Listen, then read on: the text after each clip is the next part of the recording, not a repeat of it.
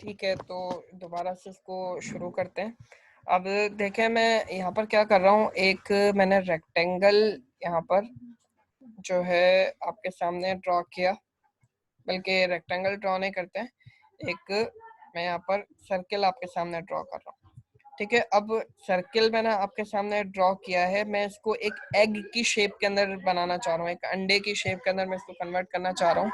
तो इसके लिए आपके पास डिफरेंट तरीके हैं। मैं यहाँ से एंकर पॉइंट को सिलेक्ट करता हूँ, डायरेक्ट सिलेक्शन टूल को सिलेक्ट करता हूँ और यहाँ से इसका जो शुरू वाला जो एंकर पॉइंट है इसको सिलेक्ट करता हूँ। जैसे ही मैंने इसको सिलेक्ट किया तो आप देख सकते हैं कि हैंडल्स मेरे पास आ गए हैं पर्टिकुलर एंकर पॉइंट को जो चेंज कर सकते हैं, यानी यहाँ से यहाँ तक और यहाँ से यहाँ तक इसको चेंज करने के लिए मेरे पास हैंडल्स अवेलेबल है।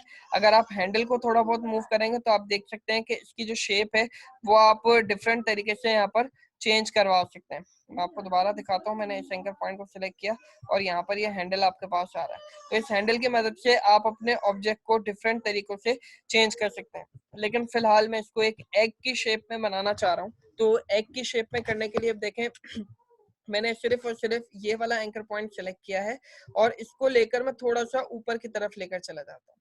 ठीक है, अब देखें, सिर्फ मैं इसको यहाँ से यहाँ तक ऊपर की तरफ लेकर गया। अब ये कुछ एक अंडे की शेप में आ गया है, लेकिन अभी भी यहाँ पर कुछ चीजें हैं। मैं यहाँ से नीचे वाला एंकर पॉइंट सेलेक्ट करता हूँ और इसको थोड़ा सा यहाँ से नीचे की से चेंज करवा के, बल्कि ये थोड़ा सा हम इसको ऐसे रखते हैं। अब आप देख सकते हैं कि आपको एक बिल्कुल एग की शेप के अंदर नजर आ रहा होगा। इसको उठाकर थोड़ा सा हम साइड के अंदर रख देते हैं। ये आप देख सकते हैं कि आपको ये एक एग की शेप के अंदर ये जो चीज है ये नजर आ रही होगी। इसके अलावा अगर आप डिफरेंट चीजें यहाँ पर करना चाहें, फॉर एग्जांपल अगर मैं यहाँ पर आपको एक 3D बॉक्स बनाकर दिखाना चाह रहा हूँ, तो देखें आप 3D बॉक्स किस तरह बनाएंगे। आपने शिफ्ट का बटन दबाकर एक रेक्टेंगल बनाना है। शिफ्ट का बटन दबाने से देखें अभी क्या हो रहा है, मैं बगैर शिफ्ट के दबा रहा हूँ तो मैं अपनी मर्जी से रेक्टेंगल और डिफरेंट चीजें बना पा रहा हूँ, लेकिन शिफ्ट का बटन दबाने से आपके पास एक परफेक्ट स्क्वायर बनेगा। इसके जो विड्थ और हाइट होगी ये तकरीबन इक्वल ही आपके पास बन रही होगी। तो आप ये मैंने एक यहाँ पर ये बना दिया। मैं इसको बेसिक लेआउट के ऊपर लेकर जाना चाह रहा हूँ, यानी इसका जो फिल है वो व्हाइट और इसकी जो आउटलाइन है वो ब्लैक कलर की। अब मैं इसको कॉपी करना चाह रहा हूँ। देखिए, कॉपी करने का एक बहुत ही आसान तरीका एडोब इलस्ट्रेटर के अंदर है। एक तो तरीका ये है कि आप कंट्रोल सी करें और कंट्रोल वी करके उसको पेस्ट करें, एक तरीका तो ये है। दूसरा तरीका आपके पास है कि आप अल्टर का बटन दबाकर, अल्टर का बटन आप जैसे ही दबाएंगे किसी ऑब्जेक्ट के ऊपर तो आप देखेंगे कि आपका जो एरो है वो 2 एरो के अंदर कन्वर्ट हो गया है। ठीक है, इसको आप उठाकर और अल्टर का बटन दबाकर जहां पर भी ले जाकर छोड़ेंगे वहां पर आपका ये एक और जो है ऑब्जेक्ट ये बन जाएगा। मैं दोबारा करके दिखाता हूँ। मैंने इस ऑब्जेक्ट के ऊपर आकर अल्टर का बटन दबाया और इसको उठाकर मैंने जहां पर ले जाकर इसको कॉपी करना था वहां ले जाकर छोड़ दिया, तो ये मेरे पास इसकी एक कॉपी बन गई। इसी तरह मैं एक कॉपी और कर रहा हूँ, इसको ऊपर की तरफ ले जाकर यहाँ पर मैंने ले जाकर इसको छोड़ दिया। तो अब आप देख सकते हैं कि मैंने 3 डिफरेंट जो है ये जो परफेक्ट स्क्वायर्स हैं ये यहाँ पर बना दिए। अब इनका क्या करना है, आप इनको जूम करके पहले अलाइन कर लें कि ये तीनों एक साथ अपने मौजूद हों। तो यहाँ से मैं इसको बराबर कर लेता हूँ ताकि ये जो तीनों हैं हमारे पास इक्वली यहाँ पर एक ही लाइन के अंदर नजर आ रहे हो। अब हैंड टूल के ऊपर डबल क्लिक करके मैं अपने इसके ऊपर आ जाता हूँ। अब देखिए मैं क्या करूंगा, यहाँ पर मैंने डायरेक्ट सिलेक्शन टूल लिया और डायरेक्ट सिलेक्शन टूल लेकर मैं ऊपर वाले 2 एंकर पॉइंट्स को सिलेक्ट कर रहा हूँ। बाकी मैंने सिलेक्ट नहीं किए हैं, सिर्फ ऊपर वाले जो 2 एंकर पॉइंट्स हैं वो यहाँ पर सिलेक्ट किए हैं। अब इन दोनों को सिलेक्ट करके मैं थोड़ा सा नीचे की तरफ ड्रैग करके लेकर आना चाह रहा हूँ। इन दोनों को ड्रैग करके मैं यहाँ तक लाके मैंने इनको छोड़ दिया। देखें, सिर्फ ऊपर वालों को मैंने छेड़ा है, ये जो नीचे वाले 2 एंकर पॉइंट्स थे ये अपनी स्टैटिक जगह पर ही मौजूद है जहां पर ये ऑलरेडी थे। इसी तरह मैंने इन दोनों को सिलेक्ट किया और इन दोनों को सिलेक्ट करके मैं ऊपर वाले के साथ ले जाकर यहाँ पर इनको जोड़ देता हूँ। तो आप देख सकते हैं कि आपको एक 3D ऑब्जेक्ट टाइप का, 3D बॉक्स टाइप का जो है एक ये ऑब्जेक्ट नजर आ रहा होगा, लेकिन बेसिकली ये 3D अभी है नहीं। ये बेसिकली हमने क्या किया है, 3 डिफरेंट आपके पास जो है स्क्वायर्स थे, डायरेक्ट सिलेक्शन टूल की मदद से आपने इनको क्या किया है एक साथ जोड़कर एक 3D बॉक्स की तरह बना दिया है। मैं दोबारा से इनको कंबाइन करता हूँ। अच्छा, अब आप क्या करेंगे, मैं इसका एक कैप भी बनाना चाह रहा हूँ, इस बॉक्स का जो है कैप बनाना चाह रहा हूँ। तो इसके लिए आप क्या करेंगे, देखिए मैंने इस पूरे को सिलेक्ट किया और अल्टर का बटन दबाकर इसकी एक कॉपी ले ली। ठीक है, मैंने इसकी यहाँ पर एक कॉपी ले ली है। अब डायरेक्ट सिलेक्शन टूल ले रहा हूँ मैं, और यहाँ से नीचे वाले जो इसके एंकर पॉइंट्स थे सिर्फ उनको सिलेक्ट किया। शिफ्ट का बटन दबाकर मैं इसको ऊपर की तरफ लेकर जा रहा हूँ, यानी मैं इसको थोड़ा सा छोटा करना चाह, एक मिनट, ये सिलेक्ट नहीं हुआ है अभी। ये वाले तीनों एंकर पॉइंट सिलेक्ट किए और इसको मैं छोटा करना चाह रहा हूँ। शिफ्ट का बटन दबाकर अगर आप छोटा करेंगे तो ये इक्वल लाइन के अंदर होगा, वरना फिर आप ये थोड़ा बहुत इधर उधर भी हो सकता है अगर आप बगैर शिफ्ट के करेंगे। तो शिफ्ट का बटन दबा के करेंगे तो ये बिल्कुल इक्वल प्रोपोर्शन के अंदर आपका ये चेंज हो रहा होगा। तो इतना करके मैं इसको छोड़ देता हूँ। गलत हो गया, मैं दोबारा करता हूँ। शिफ्ट का बटन दबाकर इसको सिलेक्ट किया और इसको यहाँ से शिफ्ट का बटन दबाकर मैंने यहाँ पर ले जाकर छोड़ दिया। ठीक है, अभी आपके पास एक कैप टाइप का बन गया है। इसको पूरे को सिलेक्ट करके सिलेक्शन टूल मैंने लिया और इसको जरा सा बड़ा कर लेते हैं, बस इसको थोड़ा सा बड़ा करके और इस पर्टिकुलर के ऊपर लाकर इस तरह हम यहाँ पर ले जाकर रख देते हैं बिल्कुल इक्वली इसके ऊपर। तो अब आपको नजर आ रहा होगा ये एक बॉक्स बन गया है और इसका हमने एक अच्छा सा कैप भी बना दिया। बेसिकली ये है क्या, ये 6 डिफरेंट आपके पास स्क्वायर्स हैं जिनकी जिनकी आपने शेप को चेंज करके डायरेक्ट सिलेक्शन टूल की मदद से एक पूरा का पूरा बॉक्स बना दिया है। तो होपफुली ये चीज आपको समझ में आ रही होगी। अभी हम बिल्कुल बेसिक शेप्स बना रहे हैं ताकि मैं आपको कुछ टूल या जो ऑप्शंस वगैरह हैं ये इनको समझा दूं, फिर इनके ऊपर हम डिफरेंट तरीके से काम भी करेंगे। ऑब्जेक्ट्स भी डिफरेंट, थोड़ा रियल वर्ल्ड के भी बनाना सीखेंगे। अब देखिए मैं इसके एक मैंगो की शेप देना चाह रहा हूँ। मैंगो की शेप के लिए मैंने एक यहाँ पर ओवल यहाँ पर ड्रॉ किया है और डायरेक्ट सिलेक्शन टूल की मदद से मैंने जब इसके ऊपर क्लिक किया तो मेरे पास ये एंकर, ये जो इसके हैं हैंडल्स आ गए। तो हैंडल की मदद से मैं इसको थोड़ा सा अंदर की तरफ मूव करता हूँ और यहाँ से इसको थोड़ा सा ऐसे कर देता हूँ और ये वाला जो है एंकर पॉइंट इसको थोड़ा सा अंदर की तरफ मूव करवा देते हैं। ठीक है, अब देखेंगे आपको नजर आ रहा होगा कि एक मैंगो की शेप आ रही है अगर आप इसको चाहें। अच्छा, एक चीज और है कि सिलेक्शन टूल के अंदर आपके पास एक चीज आ रही होती है, जब आप किसी भी एंकर पॉइंट के ऊपर क्लिक करते हैं तो आपके पास रोटेट का ऑप्शन आ रहा होता है। आप इसको जितना मर्जी चाहें अपनी मर्जी से रोटेट कर सकते हैं। तो इसको मैं यहाँ पर इसका फिल कलर जो है थोड़ा सा येलो टाइप का ले लेता हूँ। ठीक है, और इसकी जो आउटलाइन है वो हम नन कर देते हैं। फिलहाल के लिए मैं आउटलाइन नहीं दिखाना चाह रहा इसकी। इसके अलावा अब इसके ऊपर मुझे एक लीफ भी बनाना है। तो लीफ बनाने का बहुत सिंपल सा तरीका है, आपने ये एक ओवल टाइप की चीज ले ली है। अब क्या करना है आपको, यहाँ से जो पेन टूल के साथ आपके पास एंकर पॉइंट टूल आ रहा था, यहाँ से आकर आपने इसके ऊपर सिर्फ क्लिक कर देना है। यहाँ आपने क्लिक किया, देखिए एंकर पॉइंट टूल ने क्या किया कि इसके जो दोनों हैंडल्स आ रहे थे उन दोनों हैंडल्स को यहाँ से रिमूव कर दिया। जैसे ही हैंडल्स को रिमूव कर दिया तो जो कर्वनेस या राउंडनेस उसके अंदर आ रही थी वो बिल्कुल खत्म हो गई है। इसी तरह आप यहाँ से ऊपर की तरफ भी कर दें तो अभी आपके पास कुछ इस तरह हो गया। इसका जो फिल कलर है वो आप डार्क ग्रीन के अंदर जाकर यहाँ से सेलेक्ट करना है। ठीक है, और इसको यहाँ से रोटेट करके इसके ऊपर जाकर इस तरह, अभी कोई इतना खास अच्छा सा आम नहीं बना है, लेकिन फिलहाल सिर्फ शेप्स को समझने की हद तक अगर आप देखें तो ये कुछ इस तरीके की चीज आप बनाकर इस्तेमाल कर सकते हैं। अच्छा, एक चीज ध्यान में रखिएगा, जब आप किसी भी ऑब्जेक्ट को रीसाइज कर रहे हो तो शिफ्ट का बटन दबाकर रीसाइज कीजिएगा। शिफ्ट का बटन दबाकर रीसाइज करने से क्या होता है कि वो अपने प्रोपोर्शन में बड़ा होता है। आप देख रहे हैं जैसी जिस तरीके का आपने बनाया था ये उसी प्रोपोर्शन में बड़ा हो रहा है। अब देखें मैं शिफ्ट का बटन छोड़कर अगर बटन इसको बड़ा या छोटा कर रहा हूँ तो आप देख सकते हैं कि इसकी जो विड्थ और हाइट है वो अपनी मर्जी से चेंज हो रही है। तो अगर आपने शिफ्ट का बटन दबाकर इसको रीसाइज किया यानी इसके साइज को बड़ा किया या छोटा किया तो आपका जो जिस प्रोपोर्शन में ऑब्जेक्ट बना हुआ था उसी प्रोपोर्शन के अंदर रहेगा। तो होपफुली ये सारी चीजें आपको समझ में आ रही होंगी। यहाँ पर अब हम एक ऑब्जेक्ट और बनाते हैं। देखें मैं यहाँ से एक चीज ले रहा हूँ, पॉलीगॉन टूल। पॉलीगॉन टूल लेकर मैं यहाँ पर एक शिफ्ट का बटन दबाकर एक यहाँ पर मैंने पॉलीगॉन को ड्रॉ किया। ठीक है, इसका कलर अभी मैं फिलहाल के लिए ब्लैक ही ले लेता हूँ। आप देख सकते हैं यहाँ पर RGB तीनों जो है 0 हो गए, यानी यहाँ पर तीनों का कोई भी कलर अवेलेबल नहीं है, एब्सेंट ऑफ कलर है। तो यहाँ पर ये ब्लैक कलर आपके सामने शो हो गया। अच्छा, अब मैं इसकी कॉपी ले रहा हूँ। कॉपी लेने के लिए मैंने आपको बताया कि अल्टर का बटन दबा, मैं इसको थोड़ा सा जूम कर लेता हूँ, ठीक है।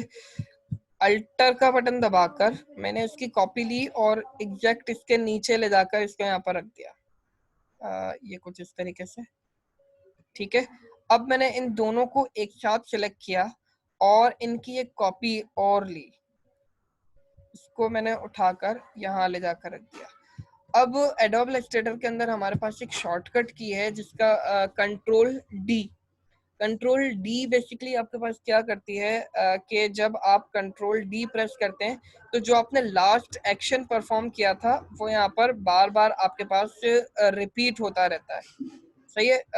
तो मैं यहाँ से अल्टर का बटन दबाकर यहाँ पर इसको दोबारा से पेस्ट करता हूँ, ठीक है। और अब ये आपके पास कंट्रोल डी जैसे ही आप प्रेस करेंगे तो आप देखेंगे, मैं दोबारा से हैंड टूल के ऊपर इसे जूम आउट कर रहा हूँ, तो आप देख रहे हैं कि ये बार बार अपने आप को ऑटोमेटिकली रिपीट कर रहा है। इसको मैं दोबारा आपको करके दिखाऊं। मैं एक मिनट, इसको इस वाले ऑब्जेक्ट को दोबारा डिलीट कर देता हूँ, थोड़ा सा जूम किया मैंने, ठीक है। और सिलेक्शन टूल लेकर अल्टर का बटन दबा के मैंने इसको यहाँ पर थोड़ी सी जगह छोड़कर यहाँ पर मैं इसको रख रहा हूँ, थोड़ी सी जगह छोड़कर, ठीक है। अब मैंने दोनों को एक साथ सिलेक्ट किया, ठीक है। फिर अल्टर का बटन दबाकर यहाँ पर भी थोड़ी सी जितनी जगह आपने वहां छोड़ी थी उतनी जगह यहाँ छोड़कर इसको यहाँ पर आपने छोड़ दिया। अब कंट्रोल डी आप प्रेस करें, कंट्रोल डी से जो लास्ट एक्शन आपने परफॉर्म किया था वो बार बार यहाँ पर रिपीट होता रहता है, ठीक है। तो ये कुछ इस तरीके से आपने रिपीट कर दिया, ठीक है। अब सिलेक्शन टूल मैंने लिया, इस पूरे को सिलेक्ट किया और थोड़ा सा ऊपर ले जाकर इस पूरे को मैं कॉपी कर रहा हूँ अल्टर का बटन दबाकर, और जितनी स्पेस आपने ऊपर छोड़ी थी उतनी स्पेस यहाँ पर छोड़कर इसको आप यहाँ पर ड्रैग कर दें, ठीक है। फिर यहाँ पर आप कंट्रोल डी प्रेस करें। कंट्रोल डी प्रेस करने से आपको नजर आ रहा होगा, एक मिनट, ये ऊपर वाली स्पेस बिल्कुल खत्म हो गई है, तो मैं इसको दोबारा से अल्टर का बटन दबाकर यहाँ पर लाके थोड़ा सा नीचे की तरफ ये कुछ इस तरह आके छोड़ दिया। कंट्रोल डी आप यहाँ पर प्रेस करें तो अब आप देख सकते हैं कि आपके पास एक बड़ा प्यारा सा एक हनी बी वाला जो छत्ता होता है हमारे पास शहद की मक्खी वाला, कुछ इस तरीके का एक शेप आपके सामने बन गया होगा।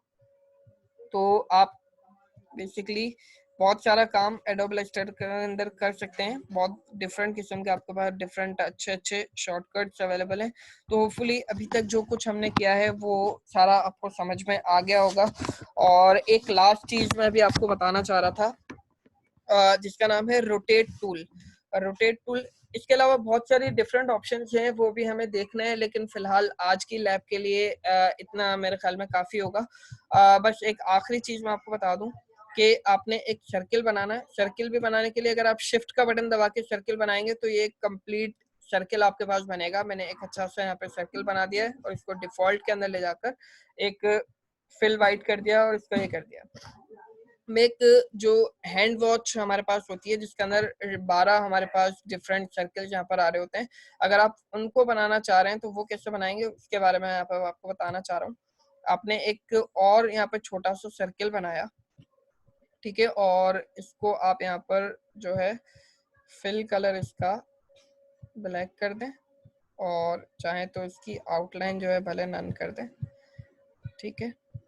अब देखें, पहले मैं इस सर्किल को मैंने सिलेक्ट किया, यहाँ से आप व्यू के टैब के अंदर जाएंगे और यहाँ पर आपके पास एक चीज होती है गाइड्स, और एक चीज आपके पास होती है रूलर्स। तो आप सबसे पहले करेंगे शो रूलर्स। रूलर को जब आप शो करेंगे तो आपके पास एक स्केल यहाँ पर नजर आ रहा होगा, ठीक है। स्केल जब आपके पास आ जाता है तो आप यहाँ से एक ऊपर से स्केल को पकड़ कर ड्रैग करते हुए एक लाइन को यहाँ पर लेकर आ सकते हैं, ठीक है। ये जो ब्लू कलर की आपको लाइन नजर आ रही है ना, एडोब इलस्ट्रेटर के टर्म में इसको कहते हैं गाइड, ठीक है। तो गाइड आपके पास बेसिकली एक्स एक्सिस और वाई एक्सिस के अंदर किसी भी चीज का सेंटर निकालने में या डिफरेंट आपके पास टेक्निक्स होती हैं उनमें ये काम आ रही होती हैं। जैसे मैं अभी इस सर्किल का सेंटर मालूम करना चाह रहा हूँ तो मैंने गाइड लाके यहाँ छोड़ा, आप देखेंगे सर्किल के बीच में एक एक्स आ रहा है। सर्किल के बीच के अंदर यहाँ पर अगर आप देखें तो आपके पास एक एक्स आ रहा है, एक्स के ऊपर आप यहाँ पर लाकर इसको छोड़ सकते हैं।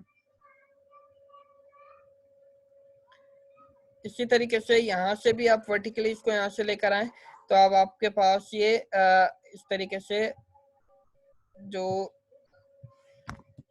मैं बीच में इसको थोड़ा सा जूम कर देता हूँ ताकि हमें पता चल जाए। अब ये जो है हमारा सर्किल का सेंटर है, तो सर्किल के सेंटर के ऊपर लाने के लिए आपने इस तरह इस गाइड को रखा और यहाँ से इस गाइड को ले जाकर इधर रखा। सर्किल को दोबारा सिलेक्ट करें। अब ये जो आपका जो सर्किल है उसके सेंटर के अंदर ये दोनों गाइड जाकर मिल गई। ठीक है, मैं दोबारा हैंड टूल पर क्लिक करता हूँ और अब मैं क्या कर रहा हूँ, इस पर्टिकुलर सर्किल को उठाकर यहाँ पर लेकर आना चाह रहा हूँ। ठीक है, बिल्कुल बीचों बीच इस गाइड के मैंने यहाँ पर इसको ला कर रख दिया। अब आपको पता होगा कि एक जो सर्किल होता है, सर्किल के अंदर कंप्लीट 360 डिग्री आपके पास ये होता है। ठीक है, तो अब अगर मैं इस सर्किल को यहाँ पर रोटेट करता हूँ, अगर बहुत ध्यान से देखिएगा, अगर मैं सिलेक्शन टूल लेकर इस सर्किल को रोटेट करता हूँ तो ये सर्किल अपनी ही जगह पर घूम रहा है। ठीक है, मैं चाह रहा हूँ ये सर्किल अपनी ही एक्सिस के ऊपर ना घूमे, बल्कि ये सर्किल क्या कर रहा है, इसका जो सेंटर पॉइंट है ये उसके इर्द गिर्द ही घूम रहा है। मैं चाह रहा हूँ ये सर्किल अपने सेंटर पॉइंट के इर्द गिर्द ना घूमे, बल्कि ये जो है ये वाला जो बड़ा सर्किल है इसके एक्सिस के ऊपर ये अपने आप को रोटेट करे। तो इसके लिए आपको क्या करना होगा, यहाँ पर एक टूल होता है रोटेट टूल, इसको आपने सिलेक्ट करना है। ठीक है, अब आप देखेंगे कि इस सर्किल के बीच के अंदर मैं यहाँ से ये गाइड हटा देता हूँ। गाइड को मैंने सिलेक्ट किया और डिलीट का बटन प्रेस किया, यहाँ पर भी मैंने गाइड को सिलेक्ट किया, गाइड को सिलेक्ट करके डिलीट का बटन दबा दिया। ठीक है, अब देखें मैं क्या कर रहा हूँ, मैंने इस सर्किल को सिलेक्ट किया और यहाँ पे बीच में देखिएगा अभी क्या होगा, जब मैंने यहाँ से रोटेट टूल लिया तो एक मेरे पास ये ऑप्शन आ गया है।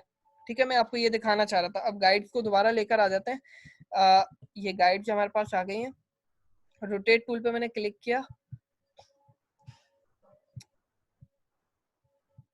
एक मिनट, इस सर्किल को सिलेक्ट करके मैंने रोटेट टूल पे क्लिक किया। अब ये जो बीच में हमारे पास ऑप्शन आ रहा है इसको उठाकर आप इस सर्किल के सेंटर के अंदर लाकर रख दें। ये हमारे पास अभी आया नहीं है।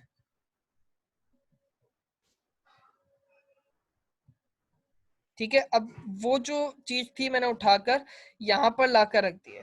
ठीक है, अब अगर आप इसको यहाँ से रोटेट करने की कोशिश करेंगे तो मैं कुछ गलत कर रहा हूँ शायद यहाँ पर।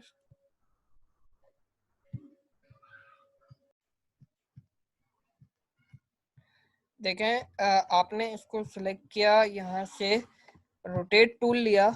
रोटेट टूल लेने के बाद इसको आपने उठाकर अल्टर का बटन दबाकर बड़े सर्किल के सेंटर में लाके छोड़ना है। अल्टर का बटन लाकर जब आप छोड़ेंगे, अभी भी कुछ गड़बड़ हो रही है, मैं दोबारा से करता हूँ इसको। सर्किल को पहले आपने सिलेक्ट किया, रोटेट टूल लिया, अल्टर का बटन दबाकर और इसके सेंटर में लाकर आपने इसको छोड़ना है। अल्टर का बटन लाकर जब आप इसको छोड़ेंगे तो आपके पास एक रोटेट डायलॉग बॉक्स आपके पास ऑन हो जाएगा। यहाँ पर अब आपने क्या करना है, देखें एक सर्किल के अंदर आपके पास 360 डिग्री होती है, हमें यहाँ पर 12 सर्कल चाहिए, तो 360 को अगर 12 से डिवाइड करेंगे तो हमारे पास 30 डिग्री बनेगा। तो मैंने यहाँ पर 30 डिग्री लिखा और इसका प्रीव्यू भी आप ऑन करके देख सकते हैं। तो 30 डिग्री के ऊपर ये आपके पास कुछ इस तरीके से यहाँ पर आ जाएगा। तो अब आप यहाँ से अगर ओके करेंगे तो क्या होगा, ये वाला सर्किल 30 डिग्री पर रोटेट होकर इस जगह पर आ जाएगा। लेकिन हमें ऐसा नहीं करना, हमें यहाँ पर एक कॉपी चाहिए। तो आप यहाँ पर कॉपी के ऊपर क्लिक करेंगे तो वो अपनी जगह पर रहा और इसकी एक कॉपी 30 डिग्री पर कॉपी होकर यहाँ बन गई है। अब आप सिर्फ क्या करेंगे, इसी एक्शन को बार बार रिपीट करेंगे कंट्रोल डी दबाकर। तो ये जितनी दफा आप यहाँ पर इसको रिपीट करते जाएंगे, 12 दफा आपको चाहिए था तो आपने 12 दफा रिपीट किया तो ये आपके पास इस तरीके से कंप्लीट एक वॉच की शेप आ गई है। मैं इसको एक दफा आपको दोबारा करके दिखा देता हूँ। देखें, सबसे पहले आपने एक बड़ा सर्किल बनाना है, उसका आपने गाइड्स की मदद से सेंटर पॉइंट फाइंड कर लेना है। दूसरा फिर आपने जो छोटा सर्किल बनाया है उसको अपने जगह पर लोकेट करके रोटेट टूल लेना है और अल्टर का बटन दबाकर जिस जगह पर आपने उसका एक्सिस बनाना था, अल्टर का बटन दबाकर वहां पर क्लिक करना है। जब आप ऐसा करेंगे तो आपके पास ये रोटेट डायलॉग बॉक्स आ जाएगा। यहाँ पर आपने जितनी डिग्रीज के ऊपर इसको मूव करवाना है उतनी डिग्रीज आपने यहाँ पर देनी होंगी। अगर आपको 12 सर्कल चाहिए थे तो आपने 30 लिखा, अगर आपको 24 चाहिए होंगे तो आप यहाँ पर 15 लिखेंगे। तो यहाँ से ओके आप करेंगे तो क्या होगा, ये सर्किल अपनी जगह छोड़कर यहाँ पर आ गया है।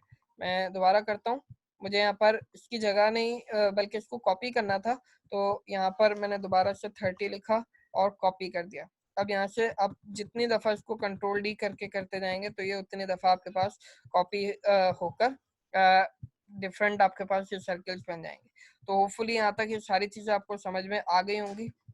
अगर इसमें कोई चीज़ समझ में नहीं आती है तो आप जब ऑनलाइन क्लास हमारी नेक्स्ट वीक होगी तो उसके अंदर आप डिफरेंट अपने क्वेश्चंस को रखकर क्वेश्चन कर सकते हैं। अब रहा सवाल के बहुत सारे लोग ये कहेंगे कि सर हमारे पास एडोब इलस्ट्रेटर इंस्टॉल नहीं हो रहा है वगैरह वगैरह, इस तरीके की बहुत सारी चीज़ें होंगी, क्योंकि एडोब इलस्ट्रेटर एक बड़ा सॉफ्टवेयर है और काफ़ी हैवी सॉफ्टवेयर भी है। और इसको आप जाकर आज ही गूगल के ऊपर सर्च करें कि एडोब इलस्ट्रेटर। मैं जो इस्तेमाल कर रहा हूँ ये मेरे ख्याल में 2017 वर्जन है, तो आप भी कोशिश करके कम से कम 2017 इस्तेमाल कीजिएगा। अगर आपने 2017 से पुराना वर्जन इस्तेमाल किया तो मे भी इसके अंदर कुछ ऑप्शंस जो मैं आपको बता रहा हूँ वो आपके पास काम ना करे। तो कम से कम 2017 या उससे हायर आप कोई वर्जन इस्तेमाल कीजिएगा, क्योंकि अभी मेरे ख्याल में 2019 जो है इसका लेटेस्ट वर्जन वो अभी तक चल रहा है। तो कोशिश करके 2017 ही आप इस्तेमाल कीजिएगा। जो कुछ मैंने आपको यहाँ पर बनाना सिखाया है उसकी अच्छी खासी आप लोगों ने प्रैक्टिस करनी है।